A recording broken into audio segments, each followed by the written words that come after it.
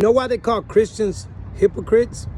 The reason why is because there's a lot of people who say, I'm a Christian, I love Jesus. Then they're blowing trees, then they're getting drunk in the clubs, then they're lost in immorality. And then you see somebody walking in darkness and depression, anxiety, and fear with suicidal thoughts, and they look to somebody for hope, but they're looking around and the Christians are acting worse than the sinners.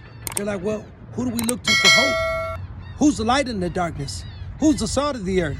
You know, the children of Israel, they were called by God to be a light, to be a nation that showed all the other nations how to praise, worship, and serve a living God. But you know what? Instead of answering that calling, it says this, that at one time that they became worse than all the nations that surrounded them. Can I tell you something? Maybe you might be lost in a habitual sin.